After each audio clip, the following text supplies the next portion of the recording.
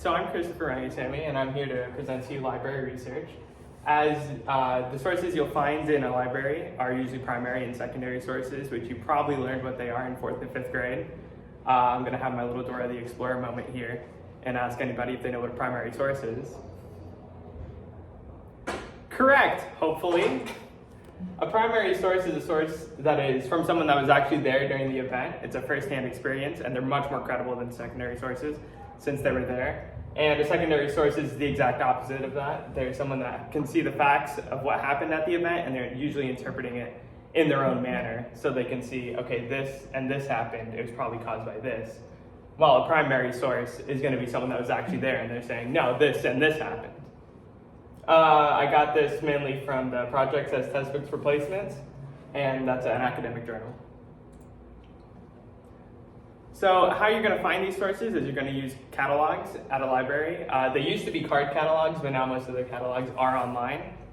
This is what card catalogs used to look like. If you still find one of these, congrats. DSC has their own catalog on their website, and I hope you should know by now to find things. They're always a good place to start, but they're just a place to start. They're going to give you a broad range of topics. So if you look up something, it'll give you everything that has that word in the title. Say you look up food, it'll give you how to make food and everything, but it won't give you specifically what you want. To find those, you're probably going to want to go to a database, which DSC also has. And databases are going to give you the very specific and very credible sources, such as academic journals, which I use for this, experiments, and the experiment, what it is, what it did, and what it found. This is exactly how you're going to find very specific things, and you could find sources such as periodicals, peer-reviewed papers, peer-reviewed journals, and sometimes even videos that are very niche and specific topics. This is what our databases look like on Daytona State's website, and in the book it also refers to databases, not specifically ours.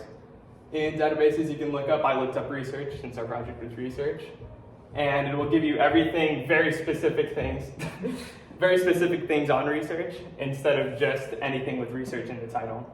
So like this one is the readiness of stakeholders in the science inquiry, supported mentoring project, which will talk everything about research.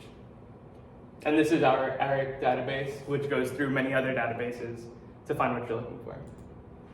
And these are my sources.